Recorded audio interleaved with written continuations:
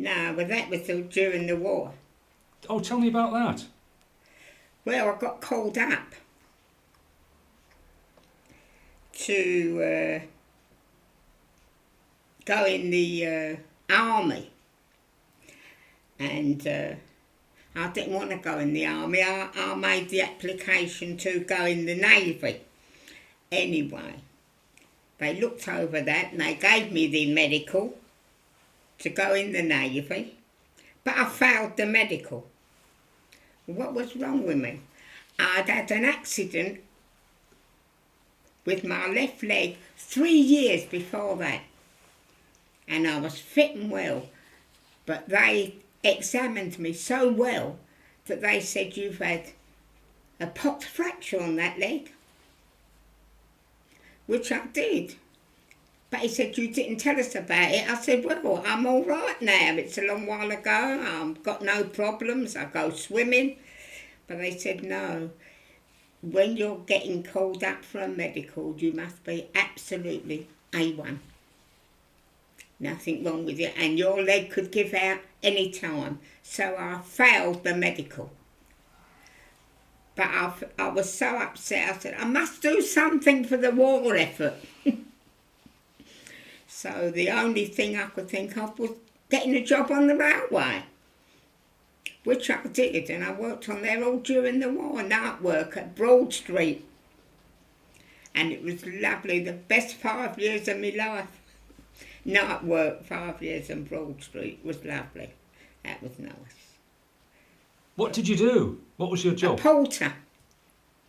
But I was night work, so, it wasn't hard.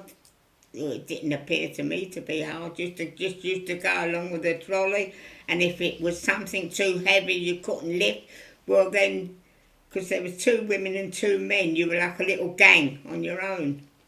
So the men used to do it, and they used to say, oh, you go up, stick up in the canteen and have a cup of tea or whatever you want to have. So it was quite nice. So I enjoyed it anyway. I enjoyed the war years.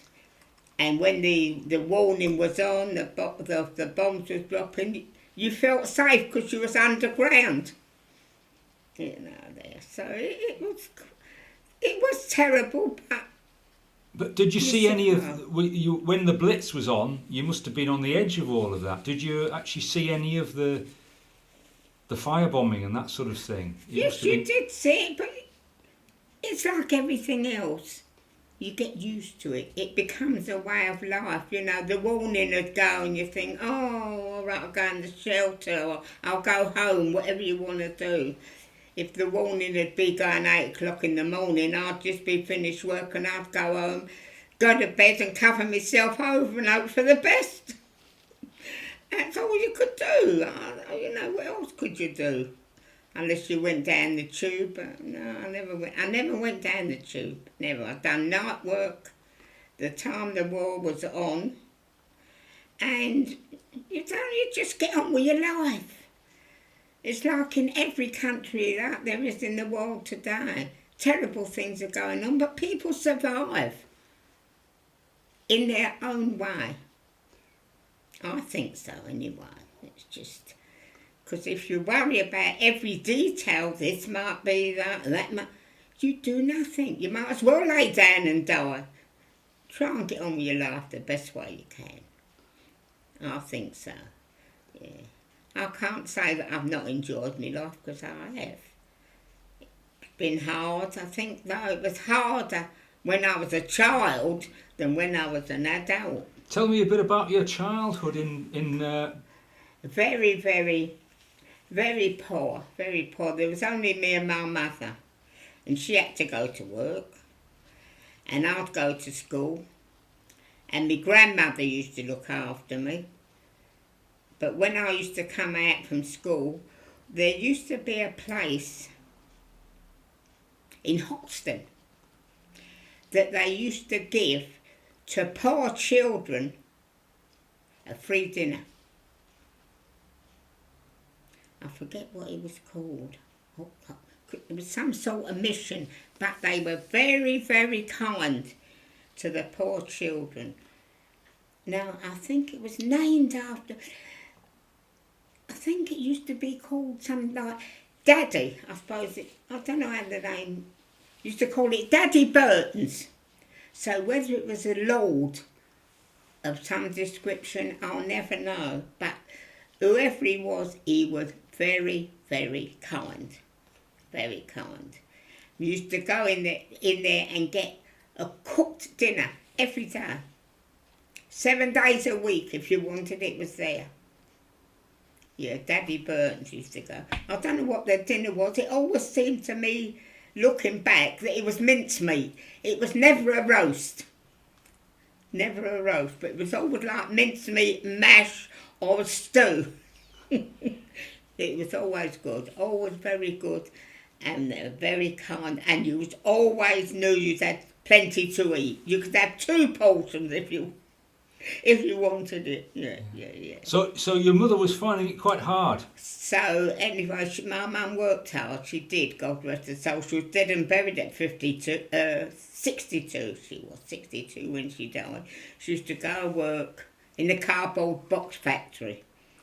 8 o'clock in the morning, I used to get myself up for school, and whatever there was to eat, there was. What could it be? Bit of toast, and did you ever have any contact with your father? No, never. And he disappeared when I was about 3 years of age. So I'd never, far as I can remember, never got a photograph of him. And I think most probably any man of any race, colour or creed, if he's got something to hide, or for some reason or the other, can even be a man, but I mostly say men, there's something to hide, they don't have photographs taken. Because you're easily found, or you, I don't know, different people have recognised you, whatever. So I had a very, very hard life, very hard. But with God's help, you survive. You don't just lay down and die. It's going on in the world today. You don't have to be told. People look at the television, or they read a paper. It's going on in the world. Children do survive. Don't ask me how. That's the only way I believe in the Almighty. I believe God looks after you. For whatever reason, He will look after you. You'll find something to eat somewhere. Even if you went and got an errand for somebody. I used to run and get errands when I was a kid. Not always, people didn't always have money to give you. Went and got them an errand, whatever it was. Some would say, "Here's a penny," or you know that. But if they never, they'd give you a piece of cake and say, "Look, here, I've just made a bread pudding. Have a nice bit of bread pudding, because I ain't got no money, you know." So, all right, whatever it. And what was the atmosphere like in the East End then? Because people didn't have money, but they seemed to... You survived with each other. You survived with each other. What one never had, the other one had, you shared. That's what it's all about. Caring and sharing. No good keeping everything to yourself, because you can't eat it all. And you never know what and who you might need. So you can't eat it all. Just make the most of what you got and you share it. You went to school. There was no school dinners then. That was another thing. Not where I went to school. I went to a church school. Now, you wouldn't believe that, at St. Matthias. We never had school dinners there. They said some did. I said, well, it might have been in the Catholic schools, but it was never in the school where I went. There was no school dinners. No, if there was, there wasn't none where I was, but those that did have them had to pay for them. They didn't get them for nothing. So what did you do? Well, what did you do? Well, I don't know. You know, like a dog or a cat, it'll mooch about if it's not being fed properly. It will mooch about, it will find something to eat. Well, that's how we used to be. Or you'd knock on someone's door. "Do you want any errands, missus?" Or they'd say yes, or they'd say no. And if you went for heaven, they'd either give you a man, a halfpenny or a penny, whatever it was, or they'd give you a lump of cake, whatever they had. You made the most of what you had. Now they want the world. That's why they're not happy. They want the world, and the world is never given to you. You have to earn it. Don't matter what way, you have to earn it. Nothing's given to you on a plate unless you're very, very fortunate and you're born into a family of wealth. But if you're working class, you have to have what is available. But sometimes that makes you a better person. It can make you, as I say, more understanding in the world. Because if everything's put on a plate for you, how do you know? How do you appreciate if everything's always there? We always wore old shoes and with put a bit of cardboard in if it was raining, if you had a hole in your shoe, or you'd have second-hand shoes. It was a world that really, I'm glad it's not like that now for the children that's growing up, but you had to make the most of what you had or what you were given. And when you lived in the East End, everybody was in the same boat. There was no rich people in the East End, no. Might have been one or two that the men worked. What could they have earned? Shirt buttons, but they earned it. But most of them you see standing on the street corners taking bets. You know, just so a couple of actually, you'd probably be old enough to remember the Depression. Not really.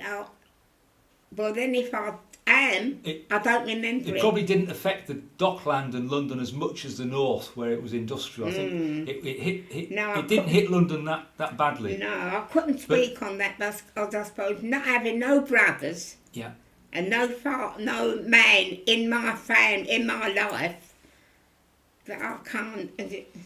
I used to know that girls I went to school with, they had fathers, but they was always out of work.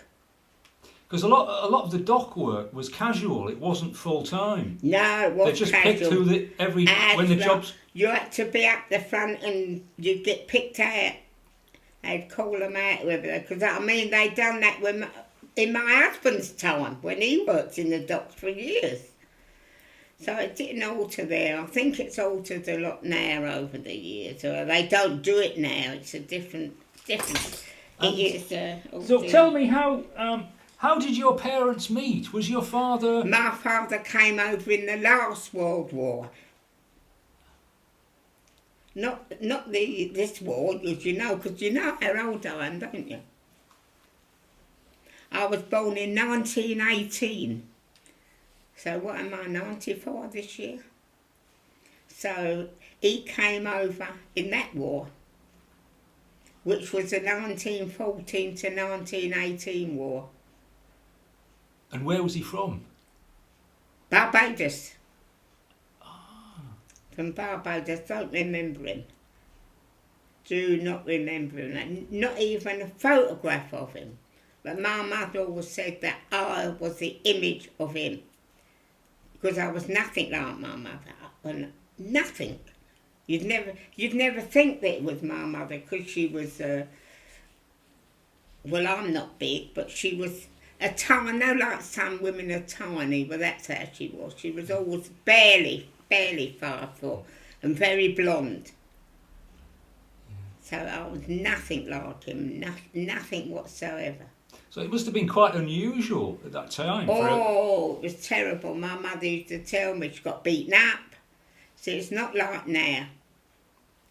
See, they don't realise today. Whatever they do, they're very, very, very lucky. They could be with a Chinaman, they don't get beaten up. Unless it's something, they just get beaten up there. Somehow the jobs are today, they beat them up for whatever reason. But you don't hear them getting. I don't think so anyway, because it would be on television. beaten up for their nationality. So there was racism even then? Yeah.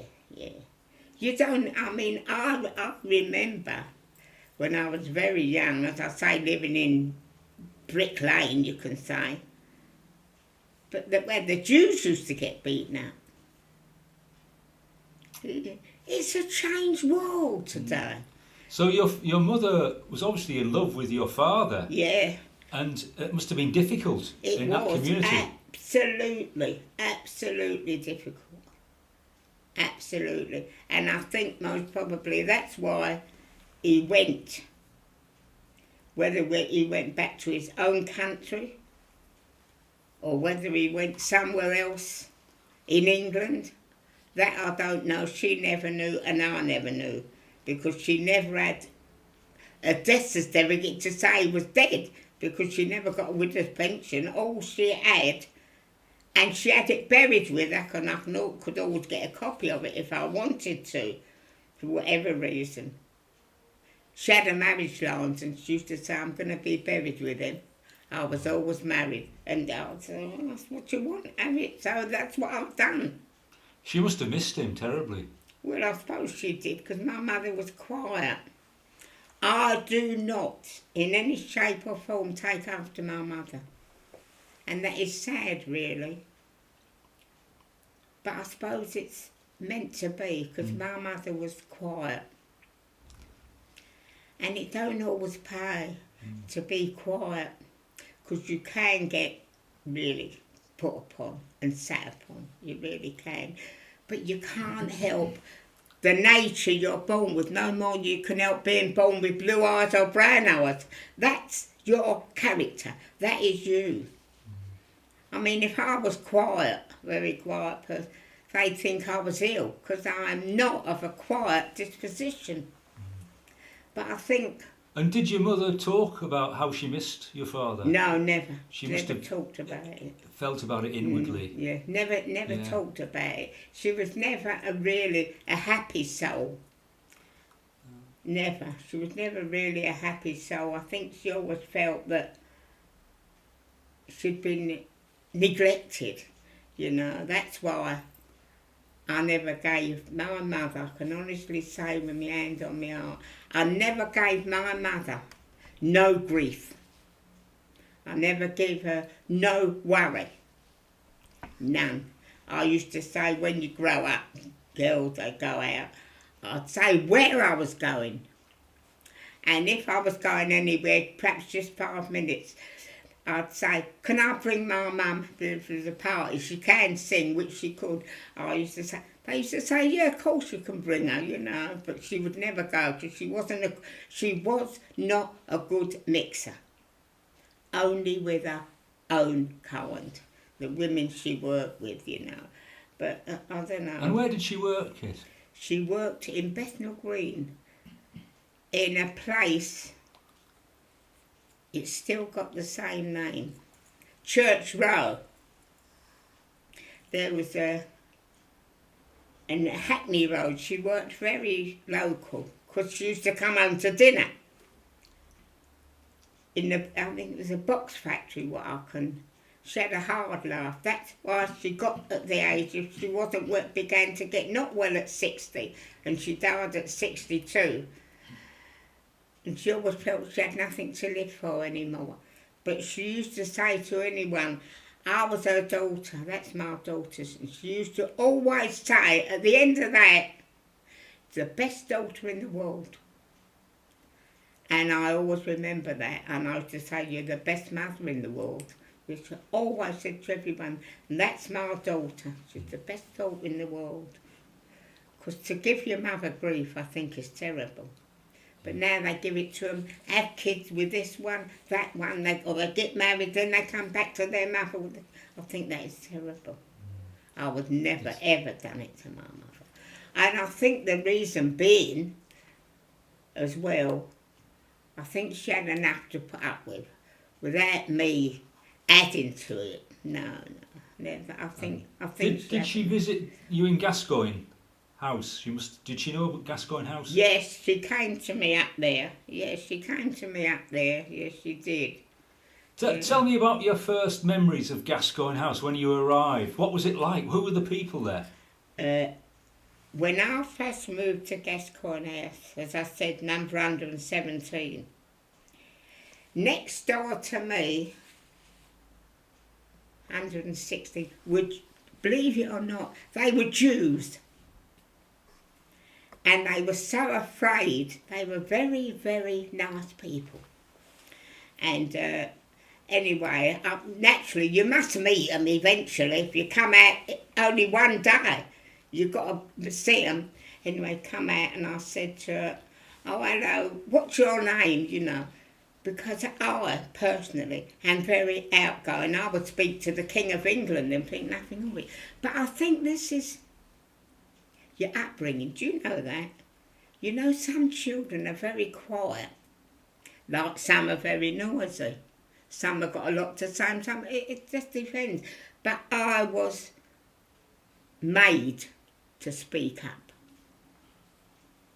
My mother, although she was very quiet, she used to say to me, I want to speak up. You know, speak up when people ask you questions, but always tell them the truth. She used to say, speak up, but always tell them the truth. But when did you ask me when I moved? Yeah, the people next door, the Jewish people. Yes, they were Jewish. Mrs. Goldfarb, I can remember the name. Mrs. Goldfarb.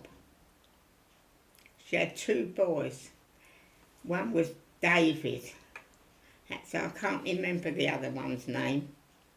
There's a lot of difference in their ages, about 10 years difference.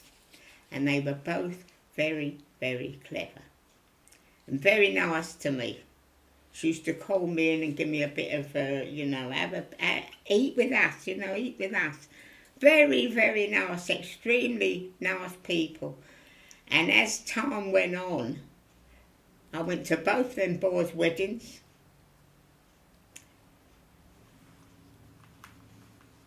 One ended up, they went to Philadelphia, I think. Because Jews were like that, wasn't they, to going abroad? And they were all for educating their children. And they used to say to me, my son, when he was little, used to say, come on, Johnny, we'll show you how to do that. We'll show you how to do that. And I used to say, go on, say hello, Mum. I used to say, yes. Those boys will never tell you wrong. One ended up a Philadelphia lawyer, and the other one was a barrister. They both done very, very well. But naturally, as life goes on, you lose contact with them. It's true you write for X amount of time, but then again, they're living a different world to me. Because it came that we had nothing in common. What could he talk about? Only when he used to come in, or I'd go in with his parents. Lovely people, Jewish people. And there weren't that many immigrants on the estate then. There was probably a few Jewish families, but most of them would be from the East End, I think. Yeah, I'm trying to think. They lived there. And there was another, I forget the other, there's another Jewish family opposite. I lived number 2, but the other 2 family over there, yeah, they were Jewish. And what was the atmosphere like on this? There was no problem. It was just one turning, and at the end of that turning, it was like blocked. They used to let the horses and carts go up there. Yeah, but there was no problem. And there was no problem. I think a lot of it was, my colour was a shock, but when I opened my mouth to speak, I was a bigger shock. Because so much Cockney came out and so much that they understood, And I think, I was always, speak up, you've got to speak up. And did people feel this was coming to some sort of Paris? Because you had hot water, you had a bathroom, you had a toilet. Some of the people will have moved from slums. Yeah, they did. They did. But you just took it for granted. There was absolutely no trouble. There was people lived next door, the other side of me. Mrs. Lynch, she had about I think her husband had got killed in the war or whatever, missing, and she had about 5 children, quite a nice children, and someone further along used to make toffee apples and sell them. And someone else would get bags of peanuts and selling them for a penny. You know, people strive then. They don't strive now. Because everything is put on a platter. A lot of people would say, no, you're wrong, it's not. I have to struggle. Yeah, they may have. Yeah. But there's family allowance out there for them. And people knew how to do things. They could make a couple of pennies go a long way because they knew how to make stock from bones and exactly. cook potatoes. But the Jewish people are very, very, those that had a little shop of any kind. They would let you trust it until you got your money at the end of the week. So was that a problem, people managing to survive through the week? Yes. Did people use the pawn shop? Oh, always. But you've got to have something worthwhile to pawn. Who had jewellery? Not many. Not many. Did people take their suits? But it was, their bedclothes and their clothes off their back. Even to shoes they'd take in there. Because I used to go and get the clothes at the pawn shop for anyone that wanted it. They'd call me down the turning. Kath, would you go up Pattern Boys for us and get my Harry Boys suit? I'll give you a couple of bob when you get back. But have it wrapped in brown paper. Don't forget, have it wrapped in... I've done all tricks. You do all tricks. But the kids today don't have to do it. Everything's put on a plate. Yeah. And I don't think it's good. They take things for granted. All they do, in fact, I think, I can be wrong, it appears where I've been and there's been children, they've got no conversation. Oh. They're doing this, what is it, games? And texting. Yeah, no conversation. Can't talk. How's you getting on at school? And they go, all right. No manners. So back in the 40s and 50s, what did the children do to amuse themselves? In the 40s, I've got no idea. 50s. When you first moved on to the estate, what were the children doing? I guess they just amused themselves. Yeah, I don't know what they done. Yeah. When did I move on to Gascoigne? So you moved to 117 after the war, 1947. 1948. 48. That's it, 48. Because my son was a year old. That's how I remember that distinctly. It was nice. It was nice, and everyone that half that was new. One half wasn't new, the soldiers had been in them. But it was new, it was lovely, a bathroom and lovely balcony. And I had, you could go in there now and look.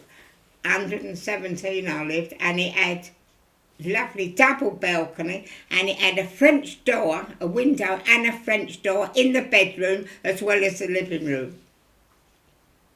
Really, and the rent then was 16 shillings a week. Very, very, very, and I was very happy there. Yeah, very happy there. And nice people. I've never had no problems with neighbours, never. And of course you had the view of the common. It was nice, double balcony. There was absolutely. And they used to have kids' parties, someone, caretaker would get something, and they used to come round every Sunday morning selling football tickets. I used to say, all right, I'll have a couple of bob. I think it was £0.50. You don't hear of that now. I don't think there's such a coin, is there, as £0.50? No, I used to have £0.50 and used to get about, could have been 3 or 4 tickets for the £0.50, and you might win a couple of pounds, and it all went towards the kids' parties. Everything they done for the children. It may be now, I don't know. I don't think so, because I think the children, they're London children anyway, I've got everything going for them. everything.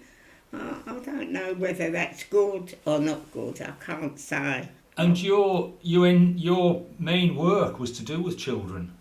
Oh, I worked in the nursery 32 years. And it was just that somebody had it 6 months before me when it first opened.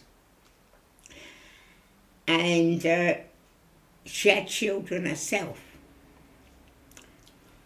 So what happened was, once the nursery closed, she used to take her children in there naturally to play. But the job that she was paid to do was neglected. So they must have called her aside and said, you know, you're not doing what you're supposed to do. The nursery's getting... She said, well, I have to look after my children. They said, well, you cannot do 2 jobs. Look after your children here. Look after your children by all means, but you can't have them here because you're not doing the job. And the money was good, what I thought at the time, which it was, because it's a lot of years I'm going back. And she got the sack. Well, how they knew, give me the job, I never knew, because I never applied, and I never knew she was leaving. And although I knew her, I never knew. And I was working in Castleham Road then. There was a college, wasn't there? Yeah. It is now. I don't know what it is. It's apartments now. People it goes round the corner, doesn't it? The 277. Well, it was the college then. Well, I was working in there twice a day. And they sent for me to go up there, and they offered me that job. I had to go and have a medical, and they sent me that job. Anyway, I got the job, and I worked there all them years. And I thoroughly enjoyed it. I really did. Well, it's a long time. I don't know. I couldn't find no fault with it. The money was good. I think it was about £7.50 a week, which was a lot of money then. And your husband was working on the docks? Oh, yes.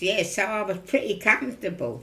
So, tell me how you met your husband. I think, to be honest, it was just in a pub. Like, you meet all types, don't you? No, I was not introduced. There was no introduction. Where was he from? Poplar. Millwall, to be exactly. He was born in Millwall. And that's how he always come to work on the docks. And, no, I just met him. And that was it. And then when I went in the pub, the next time he was in there again and we had a drink, and then he asked to take me out, and that's how it went on from there. There was no flirtatious get together, or you'll have to meet me mother, or you'll have to meet me brother. No, it was just, that's just how it was. And after a while, I think it was something to do with the army. I think he could have got called up again any time. It was something to do with the army. His national service was still going then. Yeah, something like that. Yeah. And so what year did you get married, Kit? 1 minute. My son was born in 48. I was about 3 years before that. 44, I think it was. 44 September. Yeah. A lot of years you tend to forget because you take everything for granted. You remember so much. Yeah. But I was more of one of some, because I say the war had been on, and some girls, I don't know, they couldn't get married quick enough. Whether they had a bad life at home, I don't know. They married at 18 and divorced at 19. But there must have been some families who had no father because of the war casualties. Plenty. Was this the case on Gascoigne? Not that I know of. There would be some women who'd lost. I know the woman who had my flat. Oh God, what's her name? Amelia Sawyer. Do I know her? You will have known her, I'm sure. Amelia. Her husband was killed in D-Day. D-Day, yeah. There, that name doesn't. Sawyer. Do you lived on the top floor? Top floor. Yeah, 104. You'll have known her, I'm sure. Amelia. The ones that lived on the top floor then. I can't think of their name. But there was they had a mental son.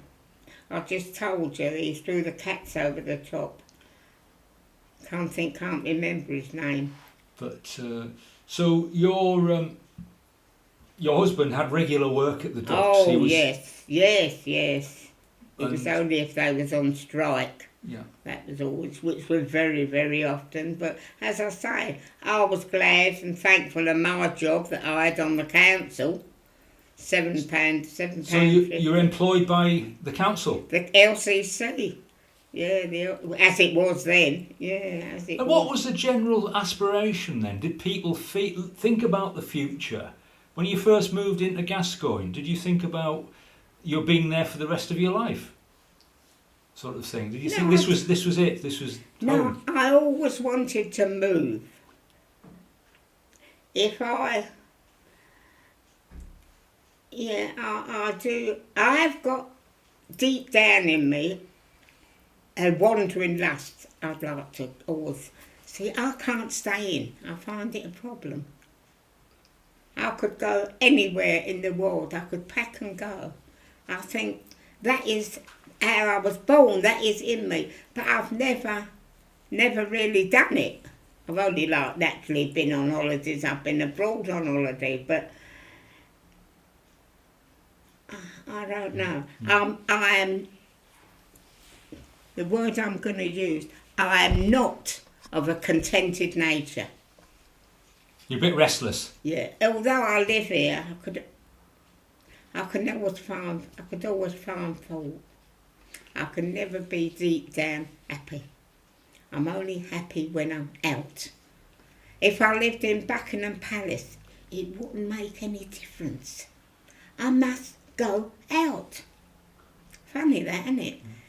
You can't make yourself like it. It's how you're born. I only say that my mum used to say, you never stop in, you never come. Why can't you stop in? Can't stop in. The only time that I don't go out now, as old as I am, is if it was snowing. Yeah. To have common sense, because I wouldn't want to fall out. Or thick fog. Nothing like that. I wouldn't go out in it. A few years ago now, since we've had fog, and you come out, wherever you are, you come out thick fog. But no, I must. But when you so you've been you were on Gascoigne Estate for nearly 40 years. I was there a long time. And did you see the changes? What sort of changes did you see over the years there? In Gascoigne? No. I mean, was it an estate that people wanted to move on to? Did it have a good reputation for being a good estate? It was a long while before they moved, but they all did move eventually. Because at that time, houses was being built. So they all wanted a house. They all had children. And some didn't like them to play downstairs, some did. They didn't mind. And the common was opposite. There's no problem, but no. Who is lived in there now that I know? Only the Whitmore kids, girls? Ted and Sue, I guess. Now this is great, Kit. Some good memories. And so, do you remember any incidents on the estate? Any stories about living on Gascoigne you can remember, like parties? No, we used to have nice parties for the kids, but that's when the men got together. But those men moved on because, for whatever reason, I don't know. Usually, it's the women that want to move away. It's usually, I think, if a man's settled, they go to work and then that's it. But it's the women, but it's not their state that it used to be. No way. But it's like everywhere else, I suppose. Things change and they move on for whatever reason. And tell me, the estate wasn't finished when you moved on. Tell me how it came to be finished, because I think the troops were there during the war. It was started before the war. That's right. When you go in Gascoigne Road, you go into that in the middle, don't you? Well, that off to the right where Whitmore lives, that was built, and the troops lived in there. Then when they came out there, they went in there. But the other half, to the left, that was when I moved in there, which, as I say, was 1948. That one hadn't been finished. And that was all brand new. And it was, they had, I think, in their living rooms, they had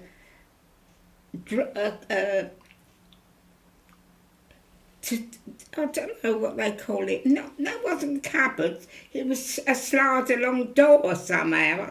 I forget. Yeah, into the kitchen. Into the kitchen a lot. Ours was more modern. That was. Did you have a kitchen range?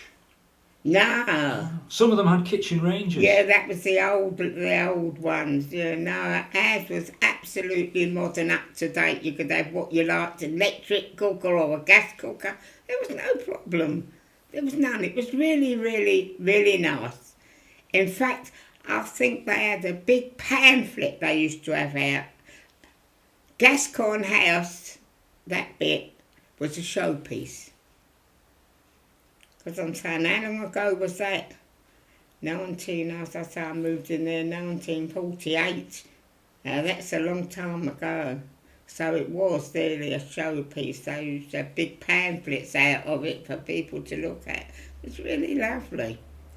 And nice people. Yeah. As I say, who lives there now? Sue? I don't think there's anyone else.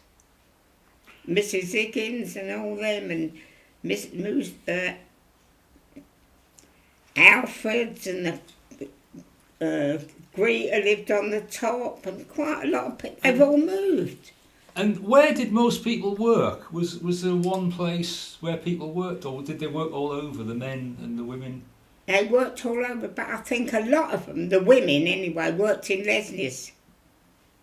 That when they made the miniature tours, a lot of them worked down there because they used to work 24-hour shifts either all day, or you could do evening work from 6 till 10. But as I say, I never done that. I just worked down in the nursery, and that was easy. So Lesnia's were quite a big employer then? Oh, Lesnia's was. Yeah, Lesnia's was. I don't think they're going anymore. I'm sure they're not. Don't hear about them, so I take it they don't. But if they are, they're not in London. But that's where a lot of them did work. The women anyway. Well, the men, they just went to work, whatever it was. And they all worked. You didn't hardly hear anyone out of work. You just didn't. Oh, you just didn't. So if there was two of you working, you could get by all right if there was two wages coming in? Absolutely. Because not many people had cars to run. Oh, no. I think it was the kind of thing as well they didn't think about. I don't think the working class was so educated then that they've got to get better and have a car. No, I think they just thought we're getting on a bus. The same as the years went on, they didn't want to move in the flats no more. They wanted a house. And soon as you could get a house for the same amount of rent as you was paying for a flat, nothing's better than having your own house. But so a lot of people moved on. And some of them moved out quite a bit. Harold Wood, it used to be in Harold Deal, Chingford. Oh yes, they all. But no, I'm a Londoner. There's no way that I'm a Londoner. Well, I am. I never had an inclination to move. Because the main reason being, I'll be truthful, I'd have to start all over again. Oh, where do you come from? And what? Oh, and I thought to myself, no, I'm all right here. I know the people. I was born here. What I've got to move for? So you've lived in this square mile since you came here in 48? Yes, absolutely. That's why so many people, as I say, do know me. Quite a lot of people. It's unbelievable. And the children from the nursery, they'll all be grown up. They'll remember you. They've grown up. Yeah, they've well grown up. Yeah. And I see them. They still speak with their children. Yeah, that was a nice job. That nursery was a very, very nice job. If you had the right headmistress, I did have the right headmistress. And what did your work involve, Kate? Everything. I cleaned the floors. I've got a photo here somewhere of me of where I'm on my hands and knees cleaning the floor because there was no mops. It was all hands, knees and bumps of daisy. And the floor was heated because of the children. It was lovely. It was a lovely, nice job. The parents were nice, you know. And if one of them was, oh, I might be a bit late, keep getting home. Will that be all right if I'm 5 minutes late? But don't let the headmistress, don't let her know, you know. No, don't worry, go and go. They'll be all right here with me. They'll play with a few toys. Won't be in your way. No, they won't be in my way. They're all right. No, how can I put it? I've never had a big family. So to me it was family. I loved them all. You know, whatever that, yeah, leave him with me. He'll be all right with me, won't you? Oh, yeah, Kit. You mustn't call her Kit. You call her Mrs. Crowley. All right, Mrs. Kit. It's all been part of my life. It really has. I've met so many lovely people, kind people, understanding people. The others, you bypass them, don't you? You really, really do. You bypass them. But if they're nice, it's so easy to be nice back. There's no problem. And as I say, I had some happy years in Gascoigne. I would never. Well, I don't know what made me move out there. There must have been a reason. I didn't. It's something that I never chose to do. It must have really been something. I can't remember where I went from there. So you went up to Harrogate House, and from Harrogate House you here. So you've been three moves. Yeah. 3 moves since '48. And so why did you move from Gascoigne to Harrogate? I've got to remember. Can't remember the reason. Whether was it anything to do with the top floor or? Might have been, because you're on the top floor, weren't you, in Harrogate? But you're on the second floor in Gascoigne. Interested, because don't matter where I go, I'll meet someone. It can always take me X amount of hours to get out down the road and well, that's fantastic, Kit. You know the shops down there, don't you? You know the butchers and bakers, and you know them all in Tesco's, and Tesco's wasn't there then. I don't know how long it's been there now, 20 odd years it must be. And do you get the sense that Hackney is still a community, or is it very different now, these last few, like 20 years or so? Has the community more or less... No, well, what I know is still a community. The people I know are still around. So I can say that far, yes. But people move on, and they also, unfortunately, happens to us all, pass away. And that's what makes or breaks the community. Because it could never, it would never be the same. Because you can go out, I can go out any time of the day.